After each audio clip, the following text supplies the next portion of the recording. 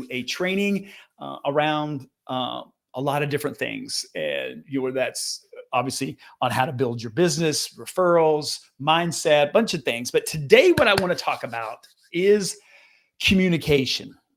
And I want to talk about it today because it's been an interesting week around just different things as it relates to communication in my own world of the people that I'm having some things done around my house, some repairs, on how that communication has gone or not gone, and also a conversation that I had with this morning with one of my students, and I just wanted to what I find is like when something repeats itself, like it's like a theme that is coming through, then that's probably something to dive into a little bit more. When if it's just a one-off thing, it's like, okay, maybe it's just me, but it's just interesting, this week. And like I said, one of my students had this, and one of the challenges that what she was having is an inside her organization is that from the leaders of her organization is they think that they're doing a great job communicating, but yet her and the other team members are feeling like, okay, there's a miscommunication here. And as they address that with those leaders, they're like, we've made this clear of what this is supposed to look like, but they're not clear. So there's this gap, right, between where the leaders of this organization and their people, right? There's this big gap in it, which is not a great place to be, because anytime that we have uncertainty and we don't have clarity over something, then things don't go well. Okay. Then people are like going, well, is this the place I need to be? And, all of these stories start to be created. And what I want to talk about this and why I'm bringing this up today in today's training is, as you're in your business is, and here's the thing is, and I'll back up. One of my mentors, Darren Hardy, talks about communication isn't what you say, it's how it's received. And I'm going to say that again, that communication isn't what we say, it's how the other person receives that. Because how many times have you said something and you thought that you were very clear in this, and then the other person's it didn't connect, right? They're like, they didn't hear it the same way that you thought that you were saying it. And so it's really important in our business and just in life in general. This is something that we use inside of all of our, our personal relationships. But what I'm talking about today is I'm just going to focus on, on the business aspect of that, is making sure is understanding how important that the communication is within our own business. Right? If you have employees, you have team members, Salesforce, any of that, really where is important is just as much, if not more so, is that communication that you're having with your clients. And I spoke about this in one of my private groups, coaching groups, is that this communication, one of the biggest reasons that people don't use you or leave, and if you're in real estate, mortgage, financial services, insurance, that and you would think it's like, oh, because, they can get it done, that service done cheaper or whatever. And really, that's not it. The biggest thing was when a survey was done, and this is across a lot of different industries, so it's not just one in specific, but especially in a service-based business, is that the number one thing is that it was communication between them and the person that they were doing business with. And that is huge when you really think about that it's about communication, because that's something that we have control over. Like there's times where we don't have control over the stock market or housing prices or mortgage rates, right? Those things are going to be out of our control, right? It's market driven. But what isn't market driven is the communication that I have with my clients. That is 100% controllable by me. And so if it's controllable by me, then why would we not want that to be the best that it possibly can? And so many times as I talk to business owners and talk about, the level of communication, right? You guys know, I talk about communication a lot, about communicating with our database, bringing them value, but even more so of that is that communication, is that 100% clear on their end? And and I think a lot of times is that we assume and we take it for granted, especially, if we've been doing business for very long and we're like, and we've had some level of success, whatever that may look like for you. And it's like, oh yeah, I do a great job, at communication. Look at my business. Well, that may not be the standard by which you want to measure that. And one of the things that I always say is get feedback, having conversations, right? Go back to communication. It was like, hey, is my communication been through this process? Has it been, what's it been like for you? How have you received that? I want the honest feedback because I can't get better. And people may go, well, I was a little confused, about, this email. So maybe like a welcome or an onboarding email where it's like, I wasn't quite sure where I needed to go or what was going to happen next. Right. And so this is so important for us to slow down and making sure that the communication that we're having is consistent, but it's also effective communication, because sometimes we want to be efficient, right? And we send out a bunch of emails or whatever that may look like. That may be efficient, but is it being effective? And being on the other side of this, and where it's really hard as, that business owner and the person sending out that information, because our context is we understand it, but we have it, and it's hard to get out of that. That's why it's like going back and getting that feedback from your clients, or sending that to someone else that maybe isn't a client and kind of going, hey, I'm going to send you this email. Does this make sense to you? Like, to know, like, what's the next step that you need to take, or what do I need from you? Because it's a good way to get that, because people because what a lot of people don't want to do is they don't want to feel stupid. So if you ask them, they'll go, oh yeah, I understand. And they really might not understand. And so this is where you want to get brutally honest with your clients, is to say, hey, I want to know, I want to make sure, does this make sense? And you'll have ones in your world that you can go to and just say, hey, I'm changing whatever this is. Hey, would you do me a favor and just take a look at that and make sure, I want to make sure that it's understandable. And here's the thing I always say is, like, you want to make it so simple. And sometimes we feel like, well, I'm making it too simple. I don't think you can make it too simple. I really don't. We can make it, because we're going to make it more complex than probably what it needs to be. Is like, here's the thing. Here's where we are right now. You're getting this email today because, hey, you're a brand new client of my XYZ insurance agency, and I'm excited to have you part, of our family. So they understand, like, hey, why am I here? Why am I getting this email? Okay, I'm getting this email. Why am I getting this email? Right? It's because you're a new client, and this is our onboarding, our process. We want to make sure that you get connected in. These are the things, if you're something, we need. Why am I? And then what's the next step for them to take? And then what happens next after that? Okay, once you do this, then this is what's going to happen, and tell them what's going to happen. And then those things need to happen, because that's the part of the communication.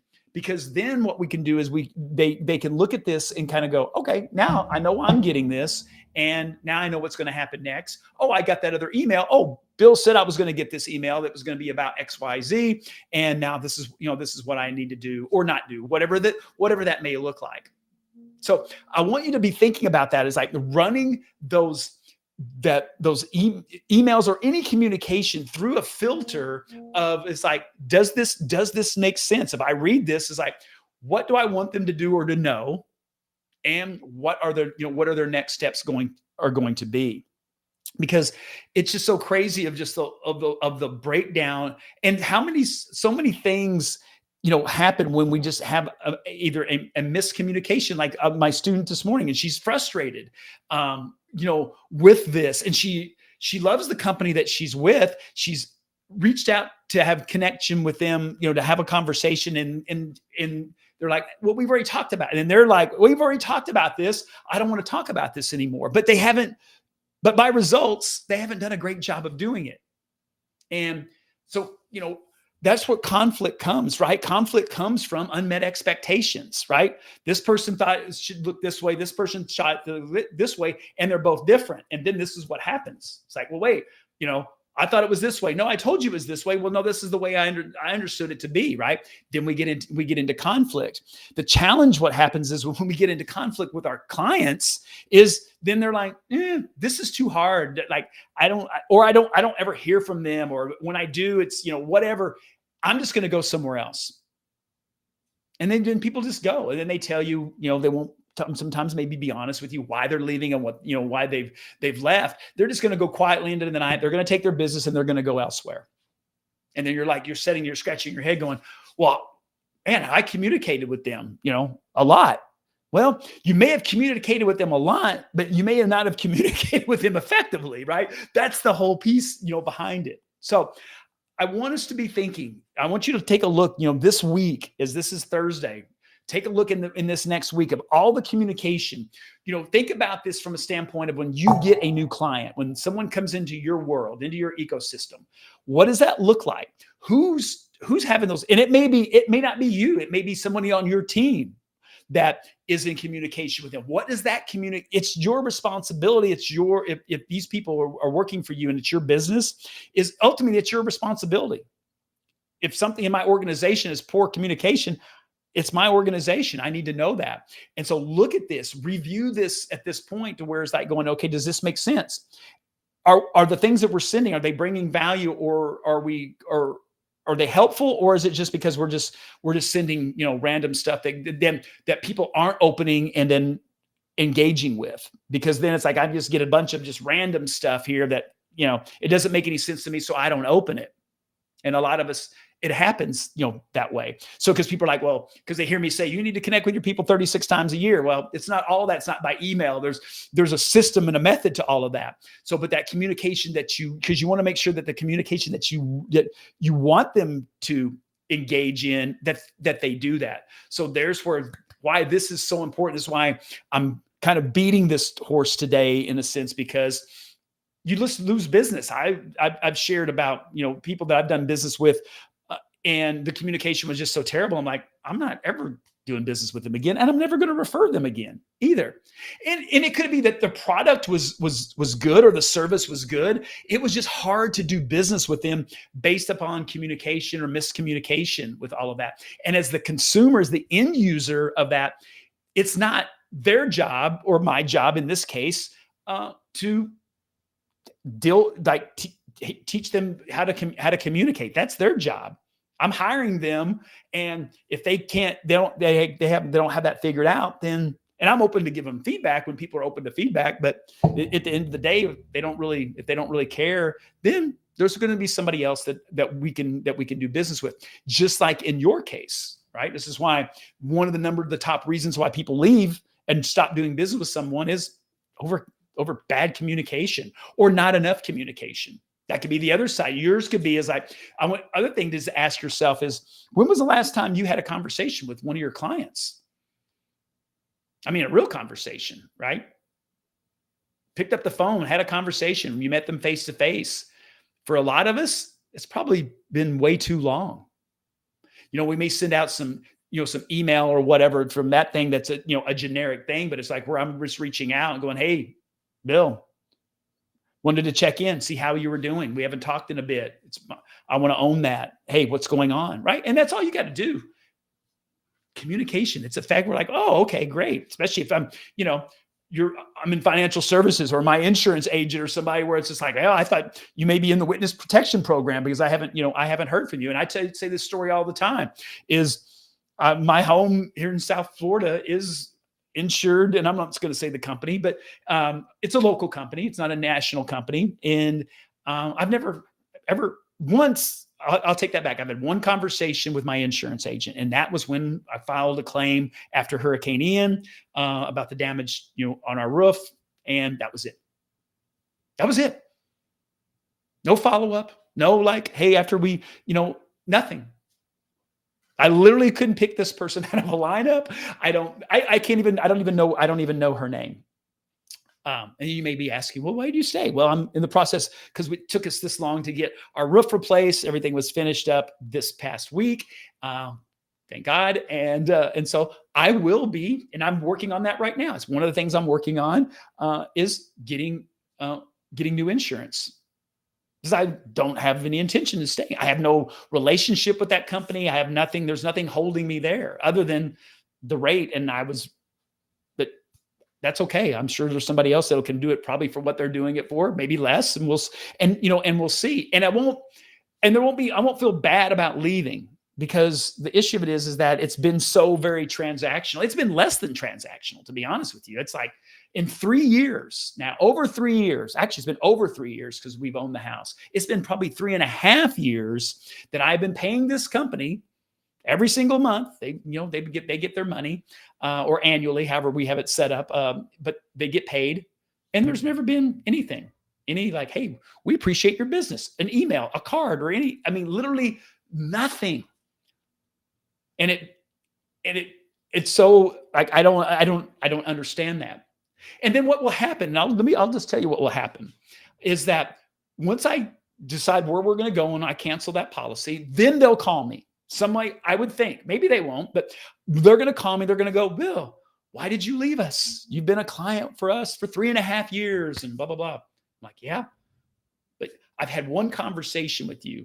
I've never even gotten any correspondence other than a claim, dealing with the claim on the roof. Like nothing, like literally nothing. Not even like, literally nothing. It's almost laughable. Like, especially, and for me, I have to understand this. It's like, this is what I do, right?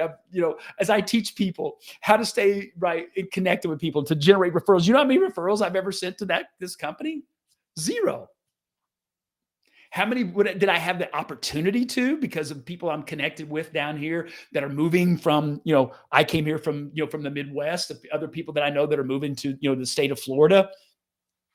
A lot. And people ask me, I'm like, and I'll be honest with you, I'm like, yeah, I don't know what our agent, I don't know any, like this is what, this is what it is. And so it's just interesting. So they've got no business from me, which they probably could have if they would have stayed in communication, shared with me, brought some kind of value, that they just said, hey, nothing else. It was like, hey, we appreciate you paying your premiums on time every year for the last 3.5 years. But, but anyhow, goes back to the communication. I don't want you to be running your business like these people are running their insurance business down here. I should get them to hire me as a coach, but that's a whole other story. So be reviewing your communication. It's so important.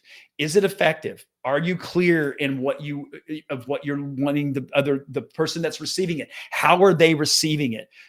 And if you can get out of your own head and look at your emails or whatever the correspondence it is, and it's usually, in the email, is how is that being received? If I got this, it's like, hey, what I know that why I'm getting it, what I should do with it, and then what's going to happen next, right? Those 3 questions, those are huge to do. And if you do that and then seek feedback and get better at that, and then increase your communication, if you're like my insurance company, if you're not and haven't, then today you can start, you can change it, right?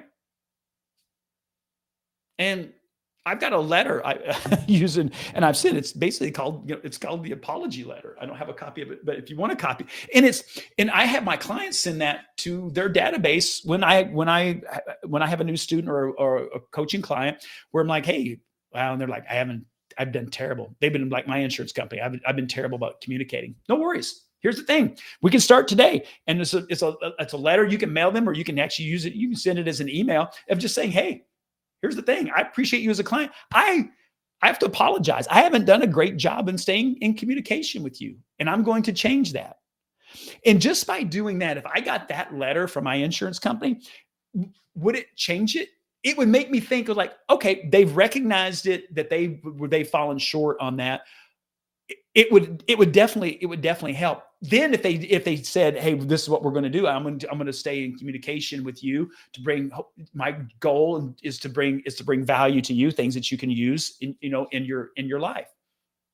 Okay, all right, that sounds good. And then you have to do it. That's the problem. It's like we can't just say we're going to do it and then we don't send them anything, we don't communicate with them. Then we've just lost totally all of our credibility. But if you want a copy of that template, of that letter, just wherever you're consuming this is in the comments, or message me and just say, hey, I'd like a copy of that, that apology letter. And there's no shame on that, because we've all done it. I mean, most of us at times, it's like we get busy, and this is why you got to have a system behind all of this. This is why, because you can't leave it to your mind that you're going, that you're going to do that, because you won't. So if you want the copy of the letter, the template, it's a letter template / email, however you want to use it. Let me know. I'll send it to you for free. You can have it. It'll help you communicate better. That's what I want is to get better at that. So review all of your communication, right? Run it through those 3 filters of what I shared with you, and hopefully you're not going to be like, my insurance company that's going to lose a customer here probably in the next couple of weeks. But somebody else will gain one, and hopefully that it will be a much better relationship. And I'll be happy to and want to refer them, because right, referrals are the best. So that's what I've got for you today in today's training. I hope that's helpful. As always, thank you for letting me share.